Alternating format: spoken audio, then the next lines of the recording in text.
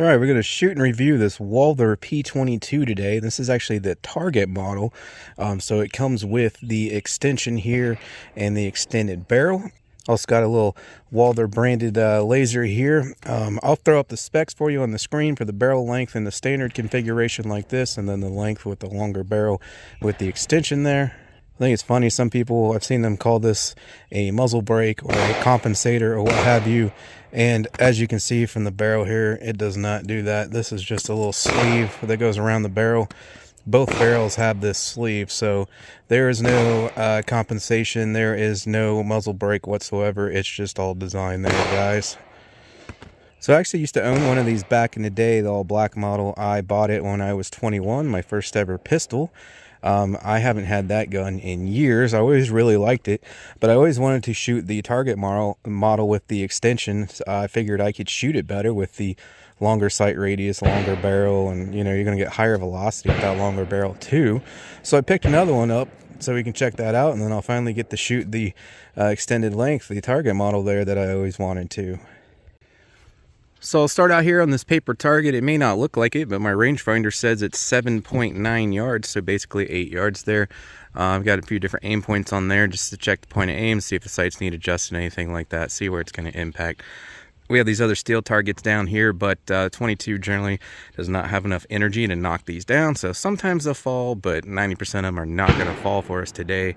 I do have my gong painted up there so we can do some rapid firing on that or whatnot, but for the most part, it's going to be hard for you guys kind of hear the ting on this, and then don't expect them to fall over either, but that doesn't mean I'm missing. So I'll try to get you guys zoomed in for some of those shots so you can see that I am in fact hitting them. That's 7.9 yards, like I said. My gong there sitting at 12 in that very back row. If we stand right here at the table, which some of these shots will be, I generally like to see if I can get them from back here. 15 yards to that very back row. And those are bowling pins, guys, so that is smaller than a headshot from 15 yards. So keep that in mind. You know, I'm shooting something smaller than a headshot at 15 yards if I manage to get these hits from back here, which typically I do if it's a decent pistol. Brought a whole bunch of ammo with me today. I'm having similar experience with this copy as I did my original copy. They do not like to cycle unless you use very hot ammo. So even this, like your high velocity stuff, you know, 1200 foot per second range, like this is 1255 advertised there. This is slightly higher because it's 38 grain bullet. You know, mini mags in the 1200 feet per second range. Occasionally it's not fully cycling the slide and I'm getting like hang-ups and jams and whatnot. I put just a few mags through this the other day, and yeah, it was doing that. So, and I had the same experience with my original one, so I don't know if that's a Walther P22 thing or whatever, but if you have one and it's not cycling well and keeps jamming up on you, use hotter ammo. So typically what I would run through my old one, and I did try through this one and it ran fine, is like the CCI Velocitors, CCI Stingers, stuff like that, like your real high velocity or hyper velocity as they call them. Basically the most powerful stuff you can get. So the Stingers will work, the Super Maximums will work, the Interceptors will work, the Velocitors will work. Basically anything that's going, you're going to need over 1300 feet per second, and depending on the brand, if there's too much inconsistency in the velocity from one shot to the next, it might still cough up on you even if it's a 40 grain rated at 1300 or 1400 feet per second. So just try to use this higher power stuff like the Aguila Interceptor, Super Maximum, or Velocitor, and should cycle for you there, because like I said, I've experienced this with both of them now. It doesn't want to run anything reliably unless it's real hot ammo. So keep that in mind. I'm going to run some stuff that is not going to want to cycle that well, and I will tell you each magazine what it is, and then you'll see. So, you know, like the regular high velocity, we're going to see some hang-ups and stuff, like I said, but then once I run the hotter stuff, it should be good to go, but I'll let you guys know what I'm shooting as I'm shooting it. I'm going to start out on the shoot and see down here. Link in the description if you want to get yourself some targets like that or that target stand. And I'm going to start out with this arms core stuff. I am not a fan of this at all. I got this in trade, so I really want to use this up. So I'm going to put this through it first, see where it impacts, see if it'll cycle it. I'm not expecting it to.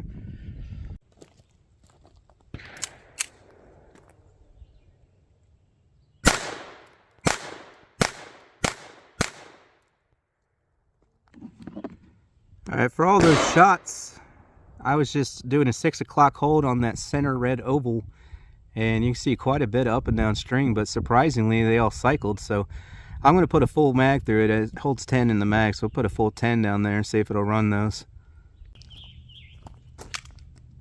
Oh,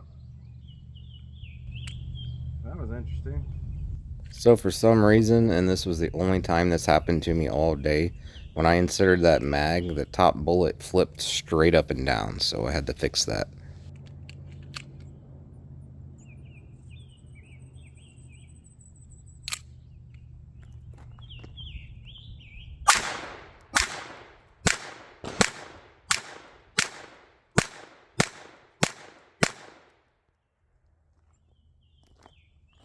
So I'm a little surprised, honestly, it's running those. I ran my Aguila Super Extra here through it the other day and had, I don't know, 2 or 3 that didn't want to fully cycle the action. So this arms core must be a little hotter there. You see there, I'm averaging low right, again, just holding 6 o'clock on that center oval there. So since it'll run them, we'll just run some of these for now.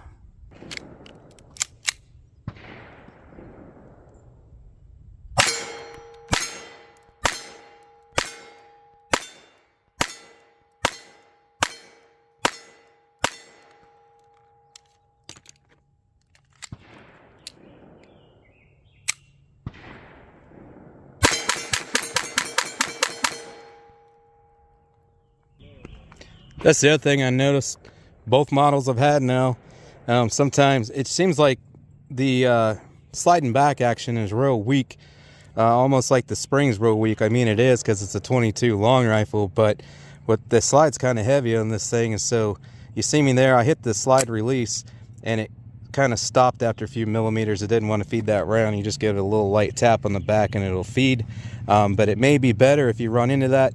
Of course, a fresh lube and clean's going to help with that some, but if you have that issue continually, it may be better just to rack the slide instead of using the slide release. I'll probably do that for the rest of the video to see if that happens anymore, and if it doesn't, then we know that that's a way to combat that. Just rack the slide when you chamber a new loaded mag instead of relying on the slide release there to chamber the new rounds. So one of the most distinguishable features about this pistol, a lot of people don't like it, but this is actually your mag release, so there's no button or anything up there like that, and most Walthers, if not all, are like this. So it's ambidextrous. You got it on both sides, but you press it down and that will release your mag. And for me, they are dropping free. Okay, as I said, it's a 10-round magazine. It's pretty easy to load being 22 long rifle, but you do have this feed assist here, so you can also pull down on this to insert each round. It makes it extremely easy then. So good for people with arthritis or older, you know, weak hands, whatnot. It does have a disconnect. If you take the magazine out, it will not fire. You need the magazine in it to fire it. Put this on safety here. I'm not sure if it's intended to be used as such, but it will not hit the firing pin if the safety's on. You may not, I haven't read the manual to be completely honest, you may not supposed to be able to, not supposed to do that, so I'm not advocating that you do that, but I just wanted to use it to display that, again, trigger does not work unless you have the mag in it, so it's got a trigger disconnect when the mag is taken out.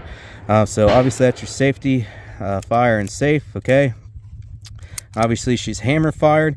It is single action or double action, so if you rack the slide, then you're at single action with the hammer cocked back for you there. Okay, but you can also double action fire it. All right, there's your sights there, just a standard 3 white dot sight system there. This is your takedown lever here. Snap it down on both sides, kind of pop it back up and over.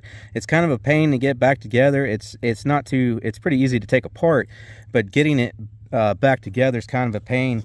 But honestly, they give you this little plastic stick right there, that black plastic stick. It fits in there perfectly, and you got to kind of like use that and butt it up against the rod that the recoil spring slides over to help guide it back in there, because basically if you don't, the spring keeps binding up and twisting left, right, up, down, and then you can't get it back together.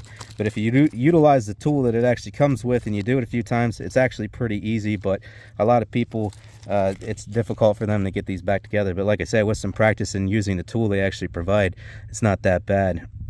So generally they'll come with 2 magazines. Okay, as far as I've seen, they always come with 2 from the factory, at least if you buy one factory new. You see you got a back strap here. Ooh, that's rubber. I just noticed. I don't know if the older ones, I think the older ones were plastic, but this one's definitely rubber. Mine was a little bit older there. So I have 2. So I don't know if it comes with 3. It's probably just a 2, but you got at least 2 different size back straps to choose from there, so you can adjust it whatever's comfortable for you for your hand size. The trigger on it, it's not too bad. It's not amazing or anything. So let's see, we're on safe there. I don't want to hit that firing pin over and over. So it does have some play and creep, even though it's a hammer fire. So there's your take up right there. Okay, so then once you're at the wall, should get some play there. You should see it there as I pulled through. Not real heavy at all. It's probably like 5.5 pound trigger, something like that. And then for double action, it's actually pretty light. Maybe 9 or 10 pounds. Smooth all the way through, not gritty. It's pretty light here, and then you kind of hit the wall there and it gets heavier. But a nice smooth double action trigger as well, and it's not that heavy at all for a double action.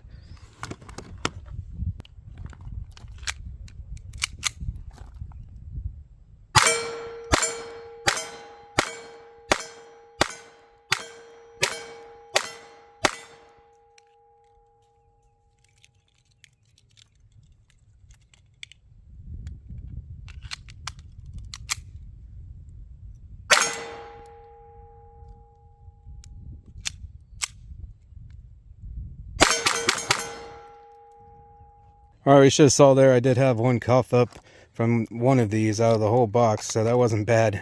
It just didn't cycle the slide fully, so it must have been, you know, a lighter one or whatever. So currently I have it loaded up in the Super Extra, which, like I said, these did give me a few malfunctions, not cycling the slide back fully. So we'll see how they run here, but like I said the other day, it was not enough recoil to fully cycle the slide on every single shot. So we'll see how it goes before we switch over to more powerful stuff. Just gonna stand back here and check on that target, see if these have the same point of impact or not. I'm going 10+1, so one in the chamber for the first mag and another full 10 round mag after. I'll go at some steel targets after the paper. And already, very first one looked like it didn't go in the full battery because the slide didn't come back all the way. I set the slide forward the rest of the way, pulled the hammer back again. Let's see if it'll go. And still, see, it's out of battery there, so it's not, the slide's not coming back hard enough and fast enough, so that's what's occurring currently. It won't go back in the battery because these aren't cycling the slide fully, so it's not slamming home like it should. So I give it another tap. Now she's all the way forward. Ow.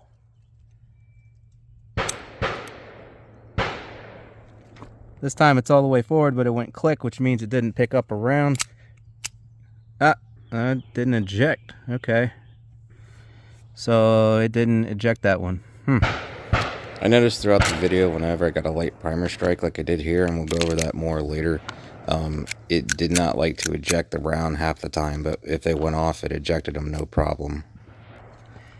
I don't know if you can tell, but it's also a light primer strike. So I don't think that one went off.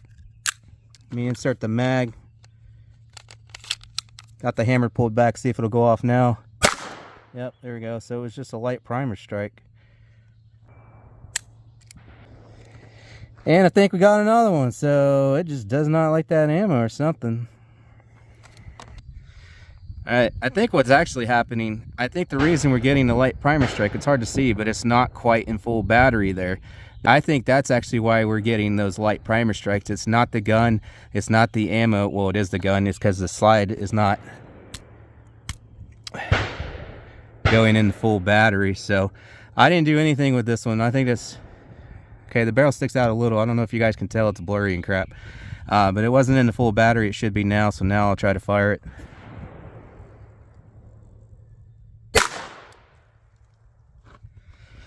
And we got a jam there. So yeah, that's why we were getting those light primer strikes, because it wasn't going in the full battery because it wasn't cycling the slide hard enough. So I'm done with those, but you can see down there, definitely different point of impact. So those arms core were low right, and those Aguila Super Extra there, they're not low at all, but they're actually shooting off to the left. So we have this lesson a lot on this channel, but once again, it just goes to show, you know, you got to pick an ammo and stick to it, because everything shoots different. You know, sometimes you get lucky and you can switch brands, switch different weights of bullets or whatever, and they might still hit the same spot, but generally you do have some sort of shift in impact there. So we're seeing that clearly here today, but those are definitely not cycling the slide fully. So now we'll go on to the next one, because it is not running those. And once again, that's just the Walther thing. I'll show you here. My TX22, even with the added weight of that sight, generally it cycles them pretty good. Every once in a while it'll cough up on them because of the extra weight of the sight on there, the optic. It slows down the slide a little too much. So this runs better with the more powerful ammo too, but only since I put that optic on there, because it adds slide weight. So these are the same ones that the Walther did not like, the Aguila Super Extra.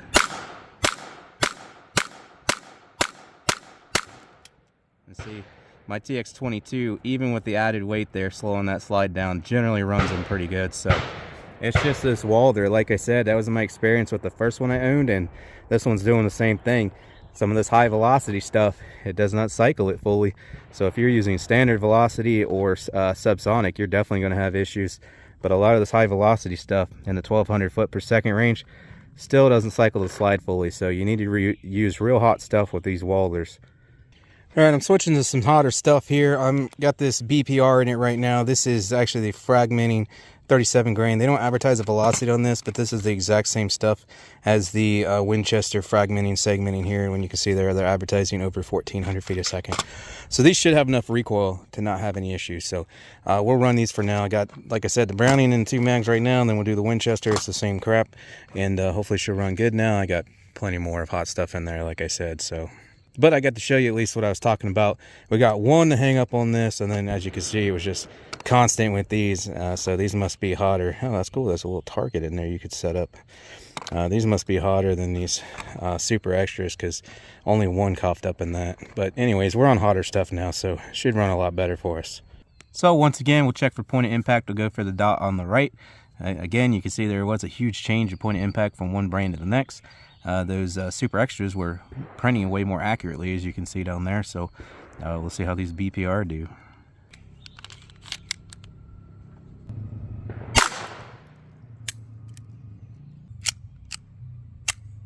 Well, these are supposed to be hotter. They didn't feel hotter. Some stuff I noticed about the BPR and that Winchester is the consistency, the quality control is not the best.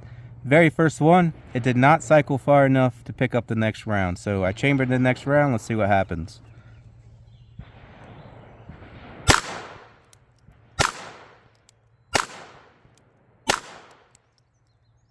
Yeah, and the accuracy is horrible down there.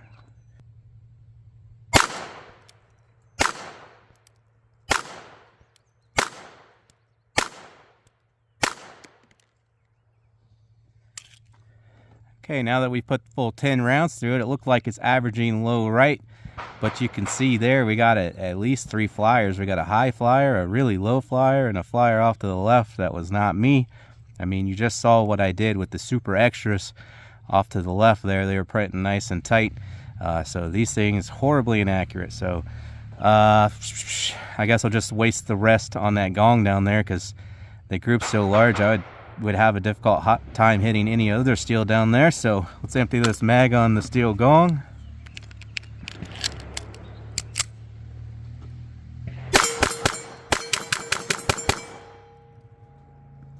I'm done messing around. I just threw some Stingers in there. You can see I got the Stingers, both mags.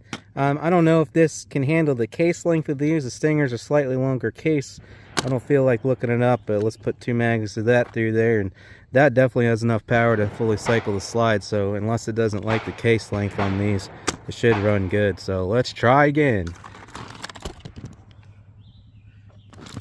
The Stingers were an absolute no-go. Do not run Stingers in your Walther P22. The gun blew up and I died. The end.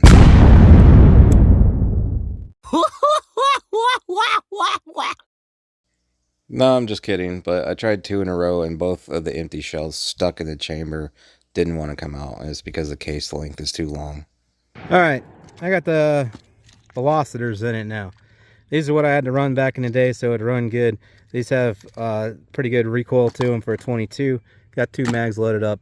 Now should be no issue. Next, I'm going to try the Interceptor here, which is kind of like a Velocitor copycat in my opinion. And then after that, we will run, well, I want to try to run these coppers just because the only reason I had these was for a gel test. These may not cycle 21 grain. They're 1850 feet per second, but it's because they're so light. These might have enough recoil. But I'm going to try some super maximums too. But anyways, right now we're going Velociter 2 mags. Should run these no problem. Then the Interceptor 2 mags. Should run these no problem. Going back out there to that target. Top circle, there's one previous shot from the Stinger. The second one I managed to get down range out there, went over top the target.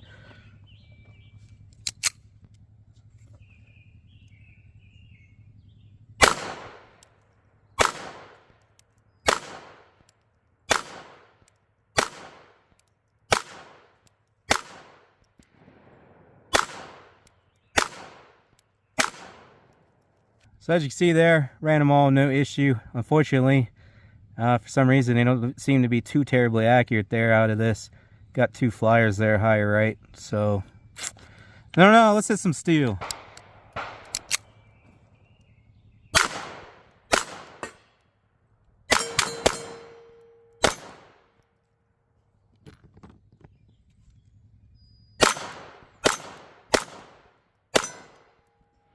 Alright, so as you saw there, as promised, Velocitors, no issue. Let's try 2 mags of the Interceptors now.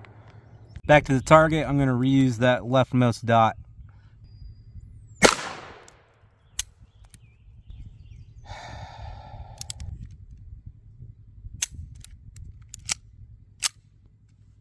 Didn't fully cycle to grab the next round.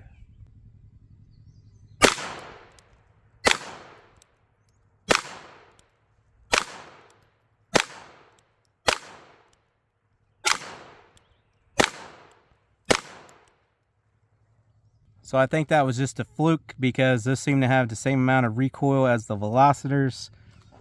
I don't know, she likes Velocitors though. So those, however, were shooting pretty much point of impact except for I got 2 low flyers there.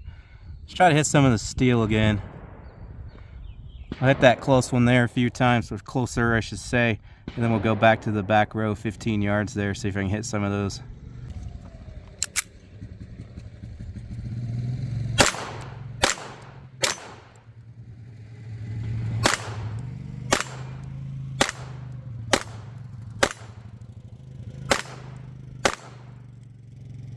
Of course, I missed the very last one. I hit every single one there, and I pulled that last shot off to the left, but should have been able to see those bowling pins and whatnot back there rocking 15 yards, no problem.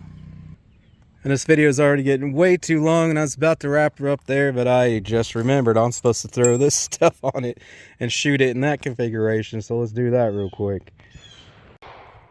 All right. There she is in the target configuration with the longer barrel and whatnot. Yes, I know there's a bullet there. Okay. So, now she's a long sucker there. Looks pretty menacingly. So, now we'll try it like this. I'm going to hang a new target up here so we can see point of impact now. But I got it loaded up with the Super Maximums, which should have enough power to cycle it.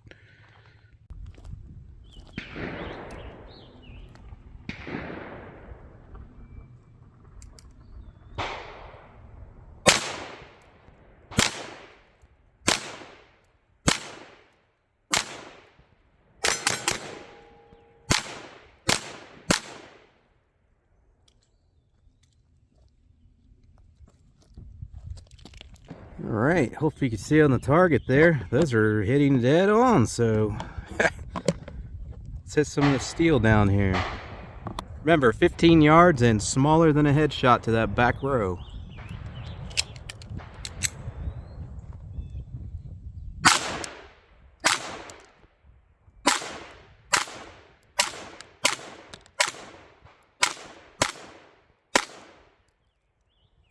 I was running too fast with those. I missed about every other shot.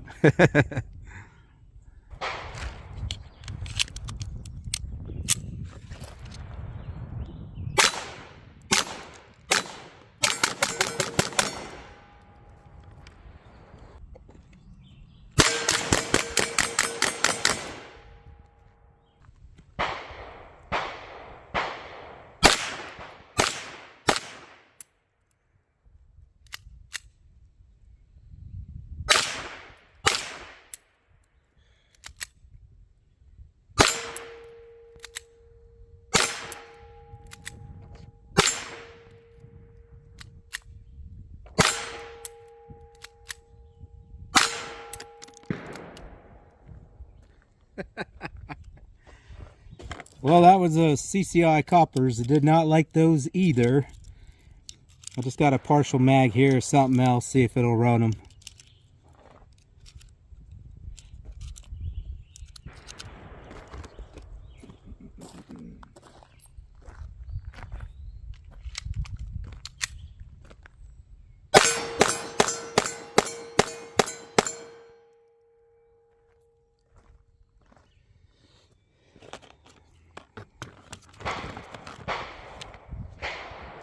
So now y'all ask, that's what those were right there. It runs those good.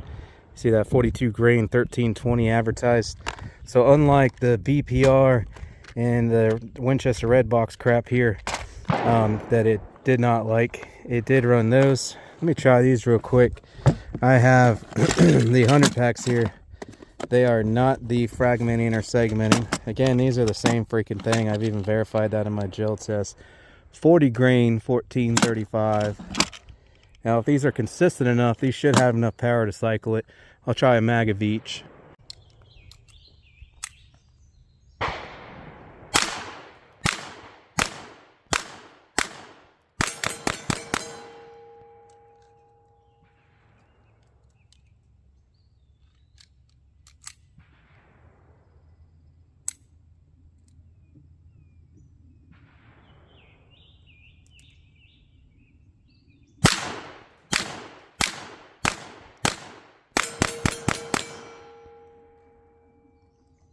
God, I don't know what happened with that first one from the second mag there, which was these. Was a light primer strike, pulled the hammer back, and then it went off. I think honestly that's probably due to this thing getting dirty. I had it out the other day, like I said, I put like 3 or 4 mags through it, and then we have a few hundred rounds through it today, and it's just probably starting to get gunked up or whatnot. So where it could have been in the slide, again, not in the full battery. I did notice on 1 or 2, even racking the slide and letting it go, sometimes it still wouldn't go in the full battery, just me manually doing it. So I'm still having that issue regardless of whether I use the slide release to release it or I pull it back manually. Sometimes it still doesn't quite go in the full battery. So obviously getting it cleaned up to where everything slides and moves around a lot easier, getting it clean, getting it well lubed is going to help that. But I think also I tend to angle it up like this, so that little 22 caliber spring in there, the recoil spring, I think that's why I'm having that, honestly, because I'm always putting it up, so it's having to push this heavy slide, and the slide is kind of heavy. If you take this off, you see it's a little heavier than you might expect. Even though the slide's smaller than my TX22, I would say the TX22 slide is lighter than the slide on this. So to combat that, you should just point it down. That way it's shooting it forward at a downward angle, or when you even manually doing it, again, it's shooting the slide downward, then I'm sure it would go in the full battery each time. But because I tend to do it like this, which is stupid, honestly, and I should break that habit, I'm going to start working on it now. Because it's usually not an issue with 389mm, 40-45, anything like that. But trying to get it to go in the full battery at an upward incline like that, with that little tiny recoil spring, that's why it's not going in the full battery when manually cycling it. So like I said early on, I knew this thing was ammo picky from my previous experience with not only the one I owned over 10 years ago, but also messing around with this one just a few mags before the video. So it must be a common thing with the Walthers. They like really hot ammo. So even though that spring isn't really strong enough to feed that slide forward, if you tip it up, I'm guessing it's the heavy slide, it still prefers this hot ammo. So did a pretty good job displaying that here today. So this is what it ran pretty much without any issues today. The Velocitors, I had absolutely no issue. The Interceptor, I think I had 1. The Supermax, absolutely no issue. I just put these through it, no issue. And then these, except for having a, what I believe was a light primer strike on the very first one, I had to pull the hammer back and pull the trigger again, and it went off. And that could just be a quality thing, because these things aren't the best quality if you ask me. Or it was a hair out of battery. It ran these without a hitch as well. If you do get these, you got to be careful, because there's 2 different versions. There's some regular, like 1200 some odd feet per second versions, but these are 1435 feet per second, and they are 40 grain hollow points. I think the ones that are slower are like 36 or 38 grain hollow points if you're getting the hollow point version. So these are the ones that are, they got the heavy 40 grain bullet, and they're advertised in the 1400s. They cycle it no issue. This cycles it because it's slower, but it's heavier. That's why 13, 20, 42, carrying those good. You know, so that's your ammo selection there. So basically anything that you're going to buy for this, you're going to want it to be as heavy as possible and as fast as possible. So these 40 grain bullets going, you know, preferably 1400 feet a second. This is the only lightweight bullet I got it to reliably cycle, but these are stupid powerful. Love these. These are some of my favorites. So other than that, you can see a trend here: 40 grain, 40 grain, 42 grain, 40 grain, 40 grain. There's a good selection there, but you kind of have to follow that trend if you don't get this for it. You know, your standard bulk high velocity or whatever, mini mags, super extra, they're not going to work that well. And that's what blew me away about these Arnscore. Not only were they not a 40 grain bullet, but I don't think these are advertised 1300s, I think, maybe, or 1200s. I don't know. They don't say on the box. I'll throw it up on the screen if I can find it. Super surprised that these ran it.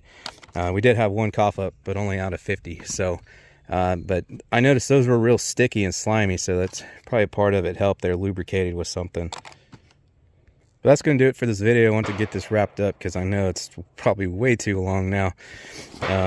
What else can I say? I mean, I really like the gun, other than the fact, again, it's real ammo picky. But if you're fine with shooting the higher end stuff there, it's going to run for you. I just displayed that. The ergos on this is real nice, except for, like I said, some people don't like this, but I don't have a problem with that because this was my first pistol. So I got used to this mag release system before anything else. So I don't have a problem with it at all. If you shoot it enough, you get used to it. It's not a big deal. Without the extra stuff on the front here, it's got a real nice neutral balance. With that on there, it is definitely front heavy. I didn't really notice a difference in accuracy or anything like that. I mean, those were pretty decent, but with some of the one or two that it liked before I added that on there, I was printing the same. So it doesn't seem to really affect accuracy, anything like that. And honestly, that front sight doesn't really look any smaller, even though it puts it almost 2 inches further away. It looks cool, I think, with that extension on there. So if you wanted for that, sure. But personally, I don't see it making any difference down here in the range. So if you want to save a few bucks and just get the standard version, that's what I would do. Because other than being, you know, visibly appealing, for me at least, it doesn't really change a whole lot. It does give it a front heavy balance though. But thanks for watching, guys, and I hope to catch you on the next one.